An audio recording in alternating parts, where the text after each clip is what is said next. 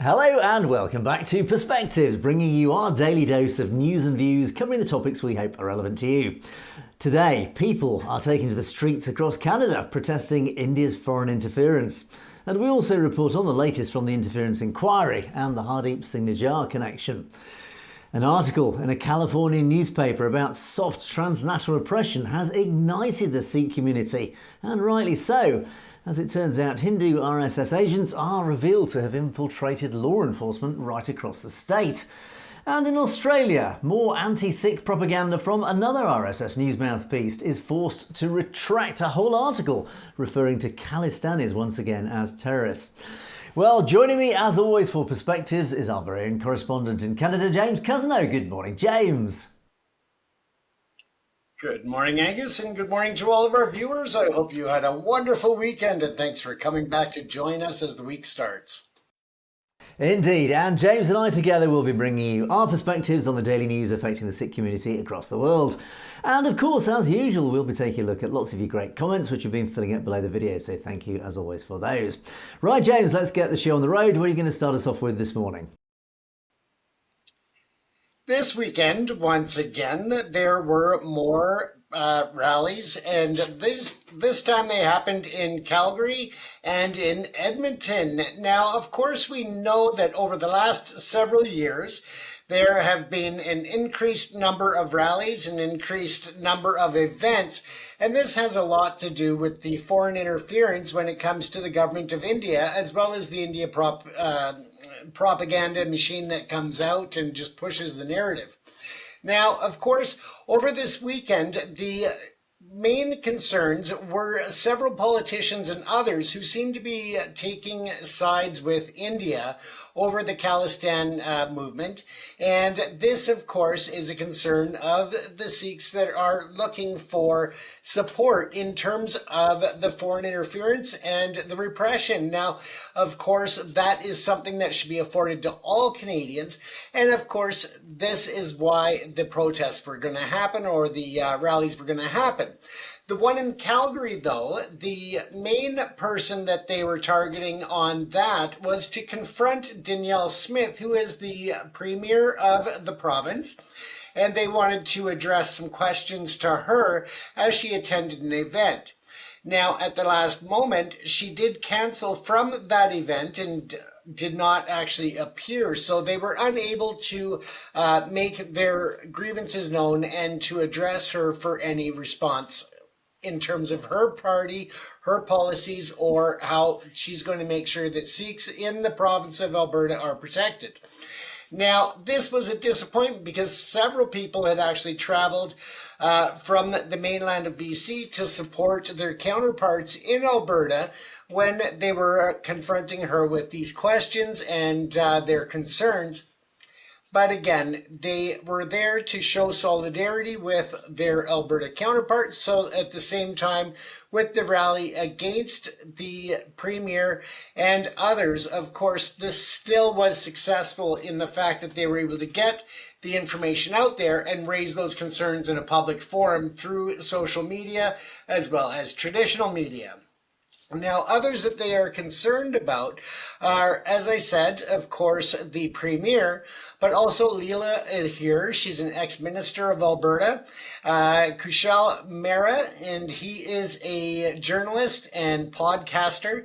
And in addition to that, of course, we've already spoken on several occasions about Chandra Arya. And this is a federal MP or member of parliament in Ottawa. He represents the Nepean County or the Nepean region of Ontario. However, he, of course, is very supportive of India and less so on the Khalistan movement and of the Punjab and Sikh population. So these are concerns that they wanted to bring up in the public forum through this rally. And with that, we were provided a few video clips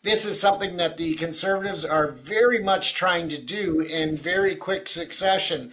They are pretty much every several days calling for a non-confidence vote in Parliament. And it just seems Pierre Poilievre is really pushing for that to happen. And we'll have to wait and see. But it's important that the message gets out there about people that they feel are a threat to the Sikh community and to our independence and freedom and sovereignty, as well as the rule of law in Canada. So that's once again the rally's happening in the province of Alberta. Yeah, once again, great to see the community out there making themselves seen and visible, raising the visibility and raising the profile of not just the community itself, but of course the message that the community is trying to get out there. I love the guy's truck, his Khalistan truck, but he's missed a bit of a trick there. He should have painted it yellow instead of white. So he could have been basically driving around a massive Khalistan flag truck, which would have worked very well. But also, James, I chuckled mightily when I see yet again the flags being burnt, rubbing my hands with glee of my Indian flag shares increasing in value yet again as another Indian flag goes up in flames. But I think, as you reported last time, I think, yes, they are making them clearly a lot harder to burn because they realise so many of them are being burnt. I think they're going to be turning it with flamethrowers next time because he was struggling to even melt that one, never mind ignite it. So, but more seriously, yeah, and they always worry me with that can of aerosol. That really worries me. I think it's going to be petrol next, which is upping the health and safety stakes, getting slightly concerning. So be careful out there, as we say. But yeah, no, getting on to more serious matters. I think what is happening here, there is a new battleground that's unfolding here. In the 80s and 90s, that battleground literally was the Punjab, and it was blood spilt on the soil of the Punjab. These days, it's a democratic fight, and this really highlights something very important, and I think the community have been doing this very well, but I think they're going to really need to up their game as well. Is the new battleground is, of course, democracy. It's the field of politics. It's getting representation. It's getting the Sikh voice out there and getting it louder, getting it heard across a wider audience. The RSS, as we know, are extremely powerful, extraordinarily well funded. We know they've got potentially billions of dollars of finance behind them coming from India. And they are getting their presence felt. They've bought politicians right across the Western world, and particularly in Canada, we're seeing it. And they're infiltrating law enforcement, as I'm about to talk about shortly. They've got a very powerful voice. They know that the new battleground is the democratic field. And they're very successful at this. They are getting their voice heard. They're getting their influence out there. They are getting a very powerful message, and it's being heard. Unfortunately, their narrative at the moment is dominating many arenas. So it's very important then, and I think this is a very sharp lesson for the Sikh community, is that they've got to get out there, not just get the voices heard out in the streets, but get involved in politics, start lobbying local politicians, educate local politicians, because of course many of these people who are being influenced are open-minded. They just listen to what they are told, and they are influenced by what they are told. If the RSS voice is louder, if the Hindutva voice is louder, they will listen to that and they will believe what they are told. So that's where it's really important that the community gets out there, is more public, gets out there to lobby politicians, the local politicians at every level, even just your local councillors, all the way up to your local members of parliament or your senators. Get out there and lobby them, educate them, get them to know what's been going on, get them to be aware of what the RSS and Hindutva are up to. Because it's very clear, unfortunately, for example, the FBI, the CIA, the Department of Justice are now slowly but surely learning what's going on. They are learning that this narrative coming from the RSS and Hindutva isn't actually the truth. It is just one side of a story. And of course, the Sikh community at a very high level has been very successful in getting law enforcement, certainly across North America, aware of what actually the RSS is up to and what Hindutva are up to. And in fact, the narrative that they're saying that Khalistan is our terrorist is a fake narrative. So it is having an impact. But we've got to be very careful here, because clearly there are many, I would call it middle management in politics. There are many who just local representatives, senators or MPs, who aren't aware of this, who hear what Hindutva and RSS forces are saying, and they think, oh yeah, that must be true. These Khalistanis must be terrorists. They must be no good. So it's very important that a more balanced message, a more balanced narrative is put out there. Basically, the truth is put out there, saying this is what's happening in India. Sikhs and the Punjab are an oppressed section of society in India, and transnational repression is happening, and it's very important that these people understand that there is another story going on out there. So yeah, James, I would say the most important lesson from all this is that the people in the community must get out there, must fight the battle in the democratic battleground now. Get out there, educate those in politics about what the truth is, about what the real narrative is, about what the RSS and Hindutva are up to. So yeah, very important that, James. Yeah, that's right. And that leads us into the next one, Angus, in terms of the RSS and the foreign interference. Now, of course, we know that the government is continuing on with the commission and inquiry into the foreign interference in Canada. So I'm going to bring up a quick screen here before we go to a video. And I just wanted to bring up a quick update. Now, in this past week, they've talked about different countries that are a threat to Canada. And of course, one of those being Iran. They've brought up various reasons, and that's their egregious human rights record, just other reasons that, Tehran has expelled Iranian diplomats from Canada. There's no dialogue. There's, very little communication between Canada and Iran. That's mostly criticism, and they just are not dealing with each other well. But the biggest sticking point seems to be the support of Iran when it comes to the terrorist groups, including Hamas, Hezbollah, and the Houthis. We've obviously labeled them extreme terrorist groups, and Iran is, of course, supporting that group, or those groups. The next one that they brought up this week was Russia, of course, the full-scale invasion of Ukraine in 2022. And at that time, virtually all official channels were closed off between Canada and Russia when it came to any type of exchanges, whether it was financial, trade, and diplomatic. So that, again, is something else just quickly that they covered this week. Pakistan, of course, there's one that people don't talk about enough as well. And, that's got a lot to do with the outflow of Afghan refugees into the country by putting in place mechanisms to resettle some of those into Canada and really ignoring their obligations to help with the refugees, instead just pushing them off onto other countries. Despite the efforts, there's been irritants in managing some aspects of Pakistan's diplomatic representation in Canada. There's issues arising from Canada's review of potential visitors, visa issuance, and visa security checks that are linked to managing the risk of foreign interference. And a lot of that comes down to the fact that there are a lot of forged and fabricated documents that are being submitted by people applying to come to Canada. Now, what's most important, though, Angus, for us, is that there was direct mention of course, Mr. Najjar and the India government, and they offered up a timeline of events when it came to approaching the India government and their counterparts at various levels to deal with that. Now, David Morrison, who is with the Global Affairs Canada, actually spoke at the panel this week, and here is what he had to say.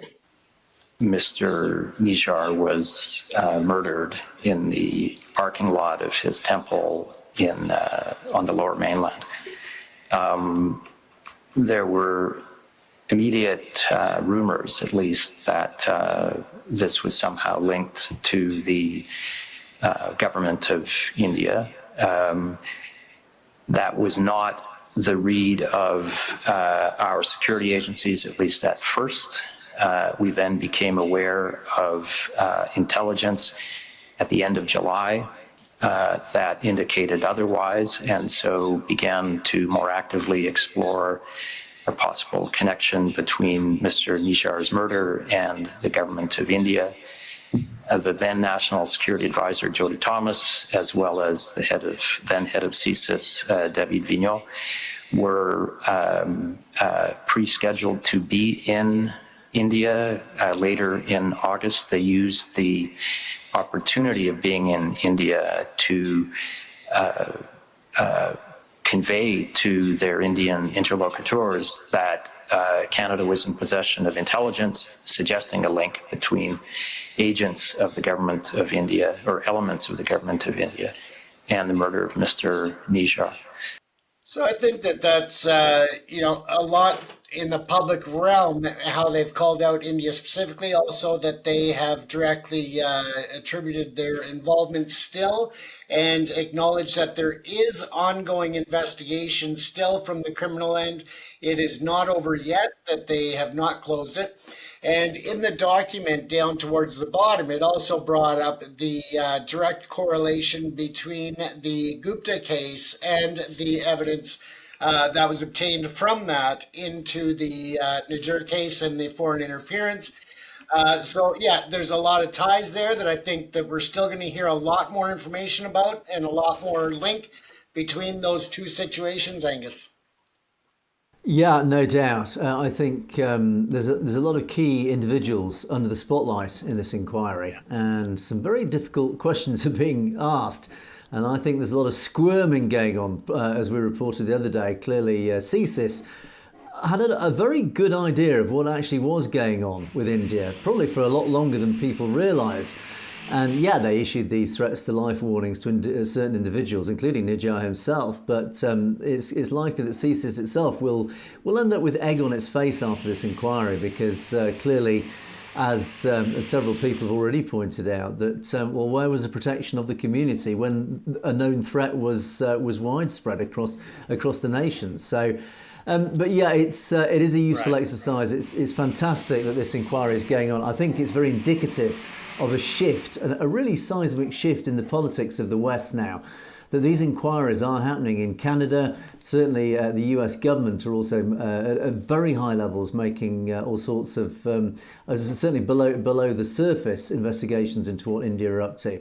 So I do think there is very much a bit of a position shift in the West on how they're treating India. On the face of it, yeah, it's all smiles and handshakes. Underneath, I think the West is realising actually India just isn't quite as a democratic nation as it likes to portray on the public stage. So I think it's a step in the right direction. I think it's very encouraging that all this is happening. And I think, James, things are moving in a very positive direction. It will be very interesting to see what the outcome of this inquiry is, because clearly they're digging a little deeper here. I think in the first inquiry, of course, you showed that really great graphic, which we have referred to on many occasions, about the multilateral levels, the different layers of transnational repression, whether it's the soft attacks through to the hard, violent killing attacks, the assassinations. It does take many forms, and I think it'd be interesting to see what this phase 2 of the inquiry reveals. So no doubt you'll be following that very closely. That's very true, Angus. And just a note as well that the government of Canada has also stated that they will be calling all foreign representatives that are in Ottawa and across Canada. They're going to be called to Ottawa to the Global Affairs Office, and they are going to be instructed very clearly and concisely what constitutes foreign interference and what just constitutes a nuisance when it comes to the elections and interference. So there will be no reason for gray area there. The government is going to be very, very clear to lay out what their expectations are and what they expect people not to be doing. And just if anybody is interested in the foreign affairs, the foreign interference inquiry, you can go to the CPAC, which is the Canadian Public Access Channel, and you can actually watch it. I would get bored after watching it, but you can actually watch it as it's happening. It's streaming live, 8-9 hours a day. So if you're really inclined to listen to it, you can. If not, you can actually go in and watch the recordings afterwards and go through a lot of the key documents and evidence presented. So that's really, really important for the transparency of this inquiry. And just for a reference, if anybody's curious what the GAC, or they refer to as the GAC, that is Global Affairs Canada. They deal with most of the foreign governments when it comes to situations such as this. And they also use the term PNG, which is persona non grata, which means that people that are not welcome in the country anymore. So those are a couple of terms that you're going to hear a lot and may throw you off if you're unfamiliar with them.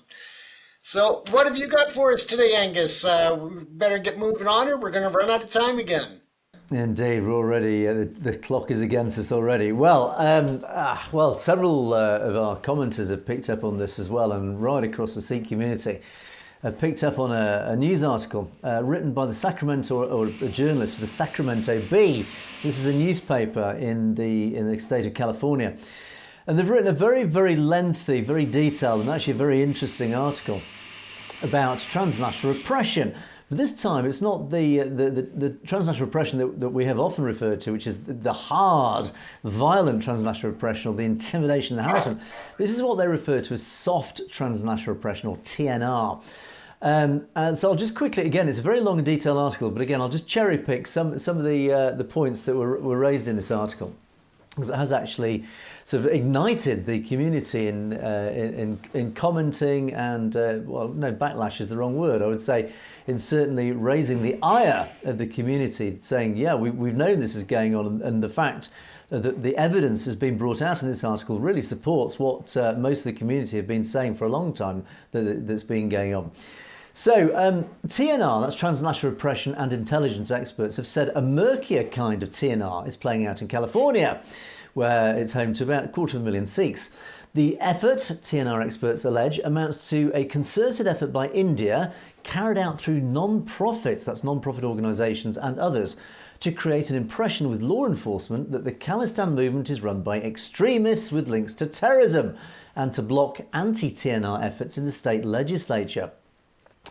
The non-profits vehemently deny any link to the Modi government. They say they're only responding to a rise in what they call Hinduphobia. That's acts of prejudice, of course, against Hindus, which they say Khalistan activists are largely responsible for. The non-profits point to a string of troubling graffiti attacks on Hindu temples with pro-Khalistan and anti-Modi slogans. Of course, we reported on this regularly, including one recently in Sacramento itself, as evidence of the Khalistan movement stirring hate against Hindus.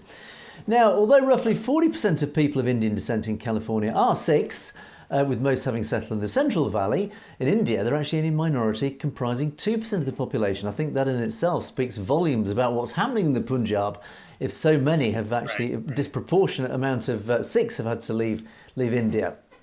Individuals and non-profits with Hindutva links have sought meetings with law enforcement from Fresno to the Bay Area. Is that Fresno? Anyway, apologies if I've mispronounced that. From Fresno to the Bay Area with a common message. The Khalistan cause is linked to terrorism and should be monitored. So this is where Hindutva and RSS are now directly engaging with local law enforcement to spread this false narrative that the Khalistan movement is linked to terrorism. Now, in October last year, Hindu leaders asked to meet with the Fresno mayor and police chief. They asserted that 2 local Sikhs, one a school board member, the other local radio journalist and a 3rd grade teacher, were connected to terrorists and a criminal network, and they should be tracked.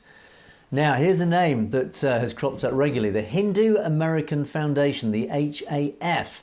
If you want to know all about the HAF, watch my podcast with Bhajan Singh Binder, who set out in great detail and actually displayed a very interesting graphic of how the Hindu American Foundation fits into this network set up by the RSS, this network that threads through the West, particularly North America, and how they've infiltrated academia, how they've infiltrated law enforcement, industry, everything, society, politics. They got all these representations, these organisations in the guise of these beneficial, these benign, charitable bodies in many cases. So on the face of it, they appear very benign and contributing positively to American society. In reality, they are a front. They are a front of the RSS and Hindutva, and they are spreading this RSS message, this pro-India message. When I say pro-India, it's pro-Brahmin message, pro-RSS message, and an anti-Sikh message. So they are there and they are out there. That's the Hindu American Foundation, one tail of this serpent. And the Hindu American Foundation has held multiple training sessions with law enforcement. For example, dozens of police chiefs, district attorneys and federal law enforcement officials attended a day-long Combating Rising Hindu Phobia conference. It included an hour-long training on the Khalistan movement titled Hate, Violence and Extremism. Conference training materials stated that Khalistani leaders are linked to terrorism. Here again, once again is this narrative that they are spreading out across the media, across all media outlets, every propaganda outlet they can, and now they're educating law enforcement with this narrative that Khalistanis are terrorists.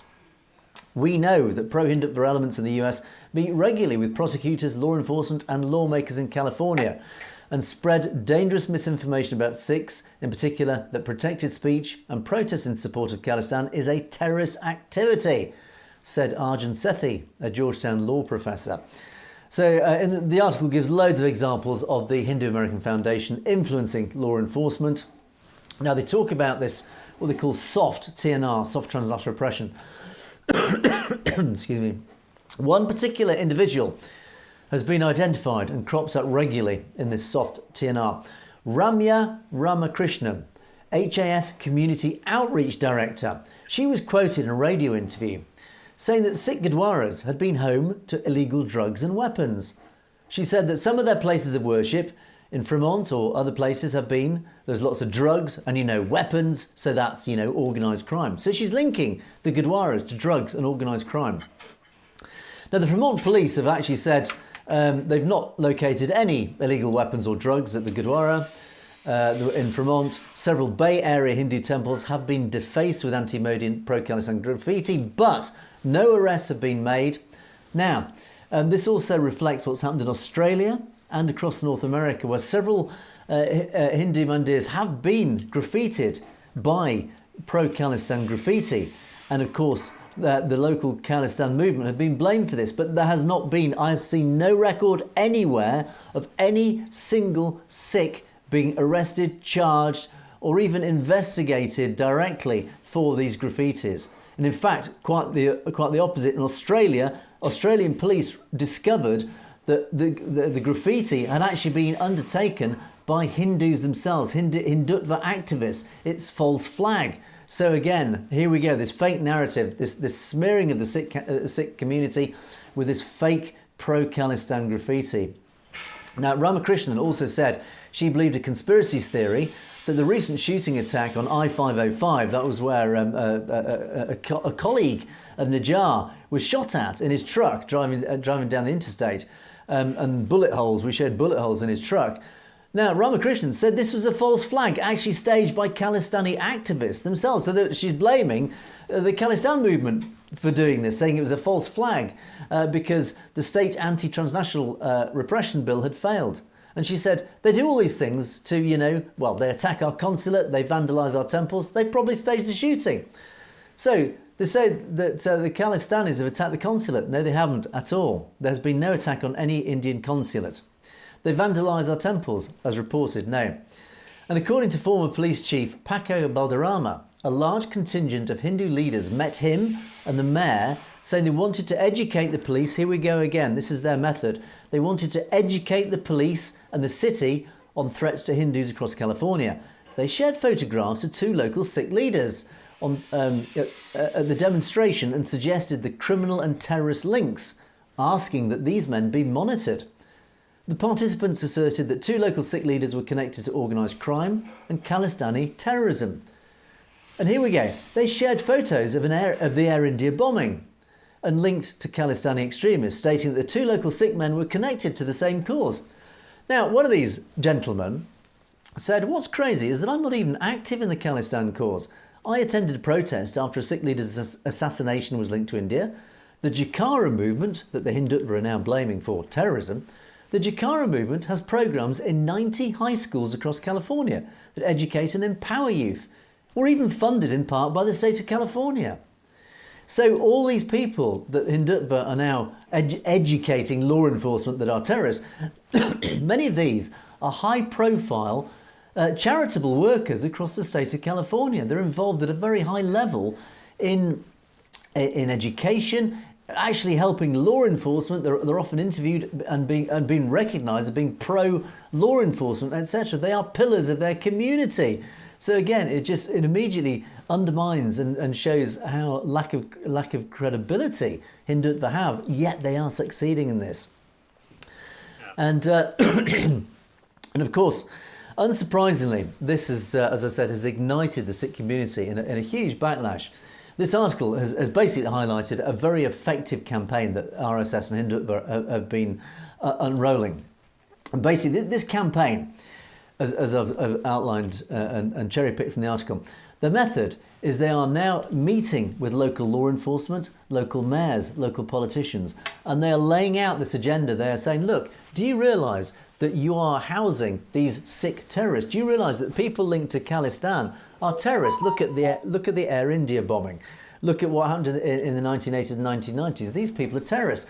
This is the agenda that they're rolling out. So, of course, if you're a local mayor or you're a local politician, you have no knowledge of India or Indian politics, and somebody comes to you in this benign sort of, they wear suits and ties and they come from a charitable, non-profit organisation, and of course you're going to listen to what they say. These people are thinking, oh yeah, what they're saying must be true. These Khalistanis must be terrorists.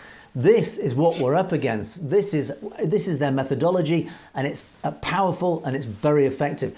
The only counterpart to this is getting out there, as I said earlier. It's getting the Sikh community's voice out there more publicly. It is educating the same people. It is laying out the alternative narrative, the truth to these very same people. Saying to these people, you've got to realise these people have got an agenda. What they're telling you is not true. So it's very important that everybody in the community, it doesn't matter who you are, gets out there, gets the voice heard. Lobby, lobby, lobby. You must talk to your local political representatives. You've got to get the truth out there. The only way to counter this very powerful movement is through a democratic process. It's ensuring that the community is represented more powerfully in politics. It's making sure that Sikh members of parliament increase their power, increase their voice, increase their numbers. As I said, the battleground has changed now. The battleground is democracy. It is the electoral ballot box. It is making the community's voice more powerful than India's voice. So it's making sure that there are more Sikh MPs, more Sikh congressmen, more Sikh congresswomen out there whose voice influences the agenda. That's the powerful message. So as a quick summary, James, of the backlash here that we've that's come out, unsurprisingly, Sikh organisations across North America have united in. Sorry, James. Sorry, go ahead. Yeah, so Sikh organisations across North America have united in condemning very powerfully what's been brought out in this Sacramento Bee article. And one of these press releases was from the Joint Sikh Organisational Statement on Anti-Sikh Sentiments and Narratives in California. And this was on behalf of the Sikh Coalition, the Jikara movement itself that was named in the article, the Sikh American Legal Defence and Education Fund, SALDEF, and the American Sikh Caucus Committee. And they issued a long, lengthy statement and detailed statement. And actually they went through the whole article and said why this narrative, and explained every part of this narrative that's been rolled out by Hindutva, how every part of it is completely and utterly false. Firstly, they're deeply disturbed to know that advocacy groups have been pushing a political agenda in their training to law enforcement. So they're saying that they're very concerned, obviously, that law enforcement is being falsely educated by Hindutva with this fake narrative. Secondly, they're alarmed, particularly at the reports that the mayor and the former chief of police met with Hindutva and numerous activists and were essentially themselves educated. So that in itself is discouraging, disheartening and concerning. And finally, of course, they are angered by the insinuation of, here we go again, the Hindu America Foundation Community Outreach Director, Ramakrishnan, that Northern California Gurdwaras are somehow institutionally connected to drugs, weapons and organised crime, which in itself is absolutely deeply offensive because, of course, as they say, the shared reverence in both the Hindu and Sikh faith traditions for the importance of houses of worship, we fully expect that HAF will issue a public apology for these remarks immediately, because the Gurdwaras are just by the very faith itself are deeply against the very things that they are being accused of. So it's deeply sacrilegious and offensive. Secondly, the Sikh coalition also followed up with their own statement, and they again picked apart the fake narrative that Hindutva are rolling out and so supposedly educating law enforcement. They referred to the mandir that was vandalised in 2023. Sikh community members, including individuals from the Fremont Gurdwara, assisted in the clean-up itself. This wasn't a unique or novel act. The Panth has long stood in solidarity with all communities impacted by hate, violence and discrimination. Indeed, equality and justice are core values of Sikhi.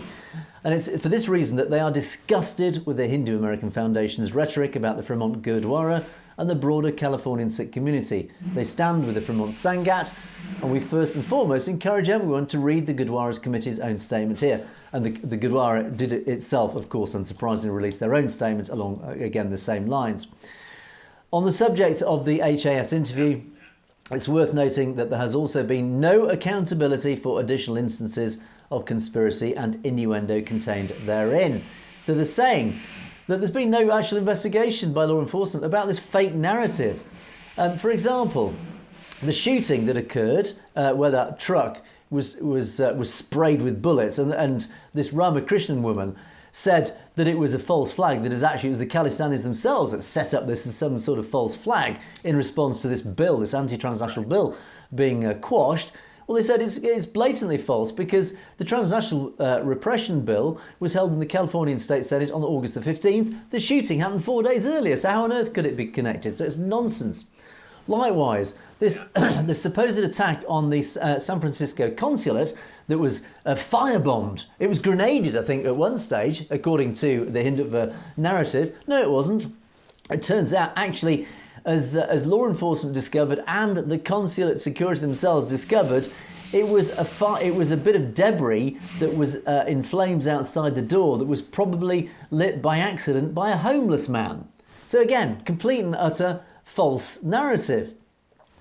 And finally, no Sikh community members in California have been guilty of vandalising a mandir. So as I said earlier, show us anywhere where law enforcement have found anybody from the Sikh community guilty of vandalising or graffitiing a Hindu mandir. It's nonsense, it's false flag once again. It's actually done by Hindu activists themselves. And as they sign off their press release, the Sikh community has weathered many storms throughout our history, from imperialism to institutional discrimination, of course then to genocide. Today we choose to face transnational repression as we have all of these other threats, responding without fear, without hate, as we remain rooted in the pursuit of justice. So of course, absolutely oozing Sikhi, the philosophy of Sikhi here is no, we don't do this, we don't fight violently. Well, of course we only do that in self-defense, but we are not an aggressive people. We are fighting this, as I've said earlier, in the new battleground, the battleground of democracy. And basically, we're winning, James. This is what it boils down to. So, very powerful RSS Hindutva forces at work here. As I say, this is the soft transnational repression. It's deeply effective. It's a methodology that is influencing law enforcement. As I said earlier, it's so important that the community unites and gets out there and publicly counters this message across the media, across social media, and of course across the educational establishments, schools, universities, and particularly law enforcement and politics. Get the correct message, the truth out there, James.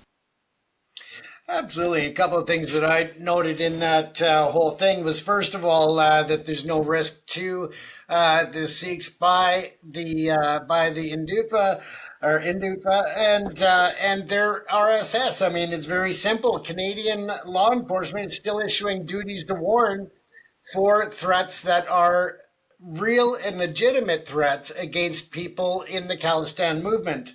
They instigate, ripping the flags or, just little petty things at these rallies where certain Hindus show up and instigate little things. But what they're trying to do is they're trying to capture on video an overly aggressive response, which hasn't happened, and that's failed as well. So it's just, calmness prevails.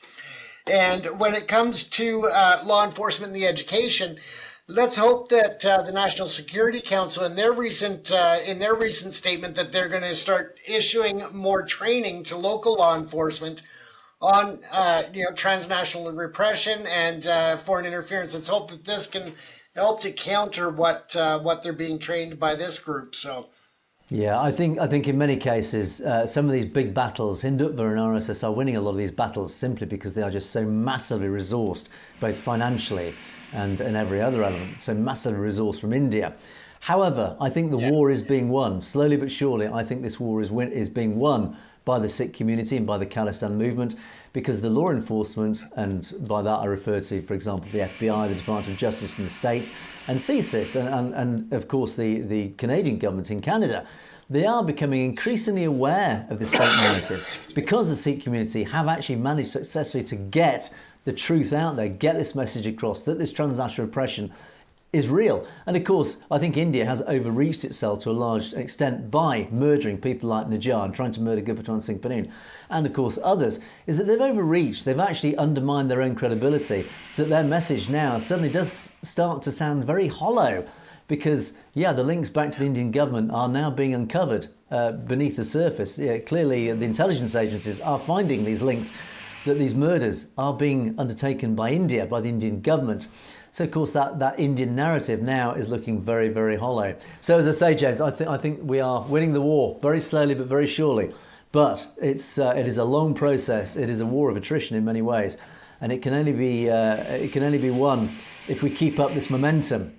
As we keep saying, Khalistan will happen, but it is going to take time. It's going to take a huge amount of effort. They also falsely claimed about grenades being thrown over the walls at the High Commission in Ottawa as well, which turned out to be a complete and utter lie as well. So.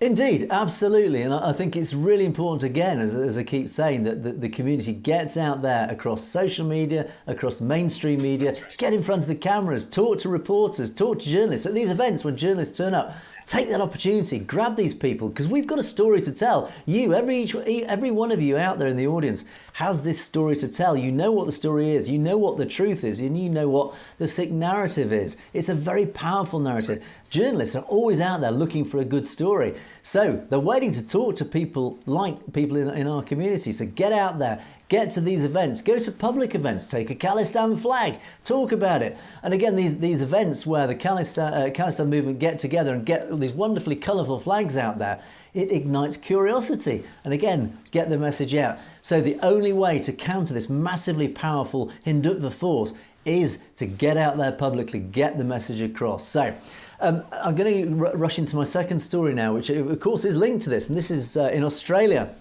Again, once again, following exactly the same theme. An Indian nationalist propaganda news outlet that poses, or calls itself an Australian news site, has been forced to apologise to a local Sikh for fabricating Khalistan extremism allegations in what is now a deleted article. And I can't even get hold of this article now because, of course, they've had to retract it.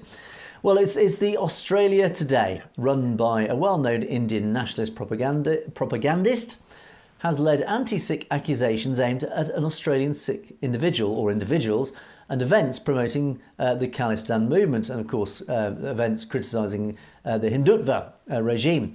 And the recent letter that they've released, which I'll talk through in a second, refers to a 2022 article about a Nagar Kirtan, that's a Sikh religious procession, and it was released prior to them facing possible legal consequences for the lies. So basically, they've come out with a whole string of Hindutva narrative, this whole narrative that Khalistanis are supposedly terrorists, etc., linked to terrorism.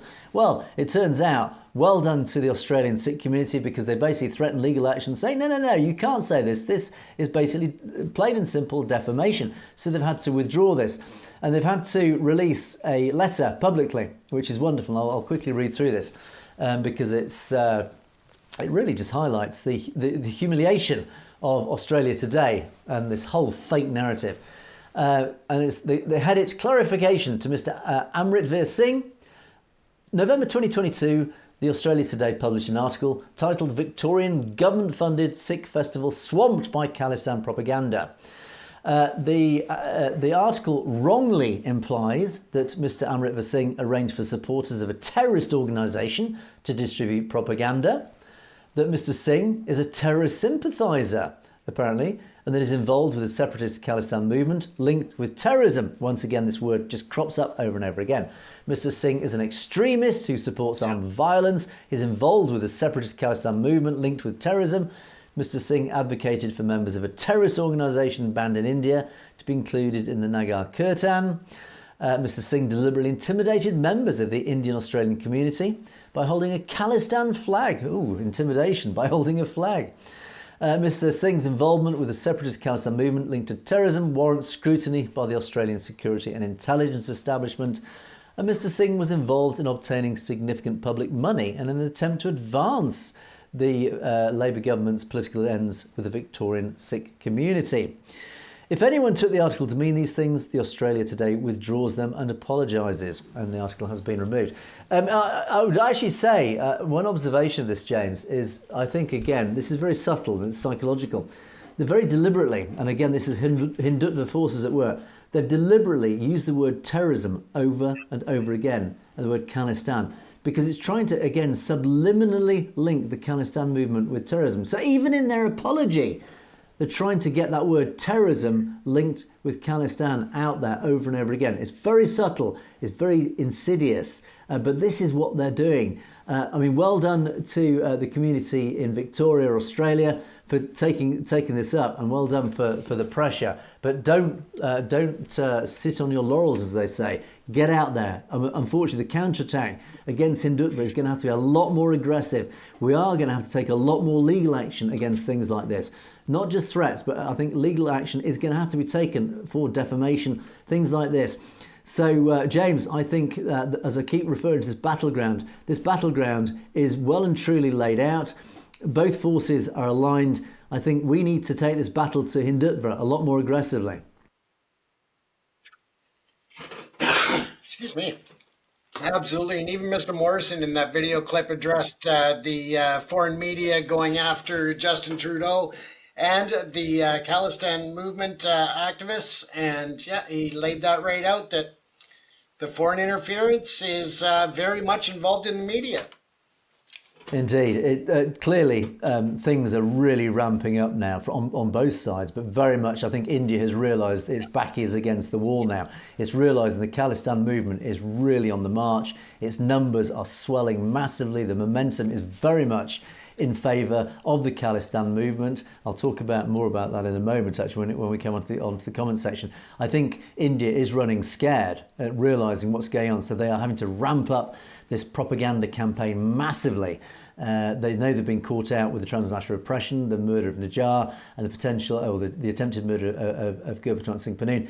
So yeah, as I keep saying, this battleground is really, really unfolding now. So we mustn't let up. We must keep the momentum going. We must keep that narrative, the Sikh narrative, out there and as public and as aggressive and as high profile as possible. Everyone in our audience has a stake in this, and it is really, everyone in our audience has the ability to get out there and get that message out there, whether it's social media, whether it's out in the streets, whether it's at public events, whatever. Get the message out there. So James, let's rush on now, as we're running out of time, as we always are. Let's rush into our comment section. So yes, I talked about Khalistan, the Khalistan movement and its high profile momentum. Well, I had a fabulous podcast with Dabinderjit Singh last week. Do watch this podcast. Lots and lots of information came out of it. Lots was covered. Dabinderjit Singh is an advisor to the Sikh Federation, and we talked about these first official steps underway towards the Khalistan movement. Dabinderjit is very well connected. He knows what's going on behind the scenes. He's got a lot of information. He's a conduit for a lot of very, very important information at a very high level, particularly UK government level. But of course, he does have a lot of contacts. His network extends globally. And of course, he then does receive a lot of inside information, a lot of which we can't reveal. But all I would say is that the Khalistan movement is really, really gaining significant momentum at very high levels in the US government and other governments around the world. The right people are talking to the right people in government. In other words, the governments across the world are now listening seriously to the representatives of the Khalistan movement. And the momentum is swinging in the way of Khalistan. In other words, he actually believes that things could happen very quickly, much faster than people realise for Khalistan. So watch that podcast. It was uploaded last week. Devinderjit Singh, fascinating interview. Get watching that one. And Combat X 3373 says, if this step gets done, everyone in the Punjab will stand up for this moment. The Sikh nation will prevail. Now, Amardeep Singh asked this question, what is this step? Please explain to me. Well, the step, and for those wondering what is this first official step, I referred to it in one of our shows last week, is that now there is this unification. We've talked about this disparate, this fragmentation of Sikh organisations, and part of it deliberately pushed by the RSS. They've deliberately tried to break up all these Sikh organisations. Well, there is a massive unification now of the Sikh Federation here in the UK is linking up with organisations across North America, both in Canada and the US, and also, of course, Australia, in that they are now unifying. They are uniting into Sikh federations with one aligned message, with what they call the Panth. I can't remember the name now. Anyway, so it'll come back to me. Panj Pardia. So Panj meaning five. It is. Thank you. It is a committee essentially of 5 people who run things, who are in charge in a very democratic. It's a unique form of democracy. But this Panj will be heading up this whole Sikh Federation movement. It will be reflected in both Canada, the US, Australia, and across Europe. And they are uniting and aligning their message so that they can, as one, meet with representatives of the United Nations. They can, as one, meet with government representatives of the superpowers, whether that's China, interestingly, whether that's the United States, Canada, European Union, etc., so that they can discuss and negotiate the finer details, the main points of the establishment of Khalistan. So this first step that we refer to, this is getting the organisation united with a group of representatives that can now meet with the global organisations like the United Nations to discuss and negotiate the establishment of Khalistan. They are now being recognised at a global level. This is the first step. This is an essential first step so that we can move on to the second step, which of course is then moving the democratic process in India to ensure that the establishment of Khalistan happens in reality. So, as I keep saying, do watch that podcast. It was fascinating. Amrik Singh, UK better start treating Sikhs fairly. Khalistan's coming soon. Yeah, good point, Amrik. Is that the UK government, as I often refer to, has not been very favourable towards the Sikh community in many levels. It better start standing up and taking notice, because if Khalistan happens, the Sikh community is going to start having quite a powerful voice on the global stage, James. I think certainly in Canada they get treated a lot better than they do here in the UK. Well, and we'll be celebrating together.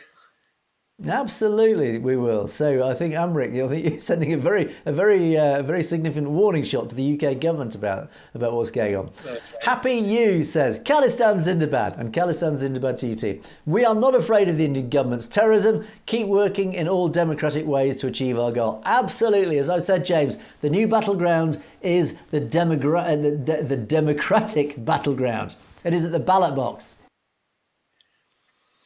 It certainly is, as well as the information superhighway. Social media has a huge impact these days when it's used right. It is. So get out there, get spreading the message. Khalistan Zindabad across social media. KK145, Mr. Angus, please have my Sat Siri Akal. Well, in return, have my Sat Siri Akal back at you. Thank you for that. Right, our show at the end of last week, we pray to Akal Purak to help Sikhs to have their own country soon, where they can live in peace and harmony, absolutely, without interference, and deliver justice to all. Please also read the latest article on Sacramento newspaper, The Bee. Absolutely, your wish is my command, as we have covered already, and may God bless you and all our audience too. Amrit Sarabar, this is not cowardice. Now, James, we come back to this accusation that Khalistan campaigners in the US and Canada are cowards for not doing it in India. Well, this isn't cowardice, they're killing... Absolutely right. James is right. Cowards are these Hindus who are killing innocent people and misusing their power, James. I agree. And and that's what I said in summary. It's just a matter of let's try to find a way to stop the bullshit on all sides. In terms of violence, threats, and all of that. because when I say all sides, I mean that there is so much between the Hindus and the politics in India and the individual politicians that it's not just about Khalistan. It's about human rights, the respect of democracy and the respect of individuals, the respect of groups. You see the human rights atrocities against the Sikhs, against the Muslims, against the Dalits, against the Christians. I mean, it just goes on and on. So, you know, when I say to stop the BS towards, or from everybody, what I mean is towards all of the minorities. The government of India has got to start respecting everyone in their democracy, not just those that are higher up on their caste system. Indeed. Well, let's do a bit of Modi bashing. So our next comment is Knockdown, who actually said Modi's a joker. No one takes him seriously. Well, I think that's the problem, is that people do take him seriously. And what matters, it doesn't matter, is that he still has this majority Hindu population who keep propping up in power. That's the problem. However, your point is absolutely valid here. And this is to larger geopolitics. China occupied so much land and this clown wants to save others. Yeah, and this is a very good point you've raised here, is that actually China has encroached quite significantly, particularly in northeastern India. And what's Modi done about it, and to a certain extent in northwest India, is that China are encroaching down further south. They're moving into these villages right across northeast India, and Modi's doing absolutely nothing about it. He's basically letting China just quietly infiltrate these northern parts of India. And people out there are saying, well, what are you doing about it, Mr. Modi? Of course, nothing. This is important for the rest of India, and I don't think the rest of India realise, because, of course, the Godi media, in other words, the Modi-controlled state media, never reports the fact that China is quietly stealing large swathes of India. So, yeah, well said, Knockdown. And I'll just quickly jump to the next comment.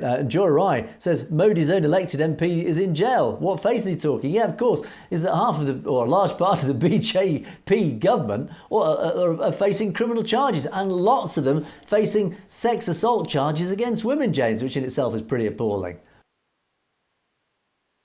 Absolutely, and that's something that we've talked about several times, Angus. Yeah, and good and Gumman, we talked about sewage, James, or you talked about sewage, and we talk about that in more colloquial terms on a regular basis. Says, didn't think there was a sewage system in India. There's open air defecation is common practice. Well, actually, I have to say, I travelled to India, it must be about 30, 40 years ago, and yes, you are absolutely right. So, which does amaze me. Bear in mind that India has a space programme, yet open sewers running down streets in many places, James. I think there's a huge disparity in wealth in India. That we see, I mean, you know, one of the most expensive homes in the world sitting right in between 4 different slums. I mean, you know, it's very, very complex issue there. Indeed, the wealth gap is appalling and shameful in India. And let's finish off the Modi bashing with Hat B's comment, why doesn't Modi do anything for his own country? Well, he does, but only does it for his own followers, not for the rest of it. That's the problem. So thank you for that comment. Now, here we go. Jagtar Sidhu, a very important point in this. We are Sikhs, not Hindus. This comes back to the old, tired nonsense that Hindutva trots out regularly. Oh, Sikhs are Hindus. Well, no, they're not. And how often do we have to say this? And how often? And this, I think, was one of the most upvoted comments. I mean, how many Sikhs out there see themselves as Hindus? And I think it's just simple logic, James. If you're a Sikh and you do not see yourself as a Hindu, then you are not a Hindu, just by simple definition. Yet, Hindutva keeps trotting out this nonsense. Oh, well, all Sikhs are Hindus. No, they're not. How? Or what possible justification are you saying they're Hindus? It makes me laugh every time we have to trot this nonsense out, James. I don't even have words for it, Angus. We all know the reality of it. And as long as the world starts to understand the difference, more so than they do and more so than they have in the past, then we're on the right path. Yeah, and as you rightly point out, don't forget, the Brahmin kings attacked Guru Gobind Singh Ji Sahib 12 times, while the Mughals only twice. Freedom is our birthright. Yeah, in other words, this division between Sikhs and Hindus goes all actually the way back to the very first Sikh, who rejected the caste system and started deviating away from anything to do with Hinduism. That was the whole point. So again, the whole thing is nonsense. So we'll leave it at that. We don't need to convince our audience. Our audience know full well. So B33 263. No doubt they've infiltrated into West Country politics, and no one paid attention to them until recently. Yeah, it does all make sense now, doesn't it? And we've talked about this all throughout this show. Misinformation, disinformation. They have infiltrated everywhere. This is why we need to get out there and counter it. Inderjit Bean says, thank you for your excellent coverage, done professionally. Well, thank you very much indeed. Oh, this is an interesting one. I've known Angus from his early days on, well, BBC Two after the Newsnight. Same sharp presenter with a touch of humour and witty. Looks are the same, just a bit of greys with a bit more experience. Keep it up. Well, actually, Inderjit, I hate to shatter your illusion. In fact, believe it or not, Angus Scott is a very rare name. There are very few Angus Scotts in this world. There is another one, and he was a BBC presenter. He's actually a sports presenter on the whole. I think he's with, James, what's the Arabian news channel? Al Jazeera. I think he's with Al Jazeera. Might be wrong, but I think he was. Yeah, Al Jazeera, that's it. I think the other Angus Scott, it is another Angus Scott. And I think he's currently with Al Jazeera. He's primarily a sports presenter. He's a very good presenter. I don't know him personally. I've always liked him, I have to say. He's a very good presenter. But yeah, looks, funnily enough, we actually do look quite, we don't look dissimilar. Just a bit of grey and with a bit more experience. I think the other Angus Scott is about as grey as I am as well too. So thank you for that. Thank you for pointing it out. Yes, I'll leave it at that one, James. Apparently we all have a doppelganger out there somewhere, Angus. I know, it's been a bit of a huge element of frustration for me personally in my career, having another Angus Scott presenter out there as well. So I wonder if he knows of my existence. I'm sure he probably does, actually.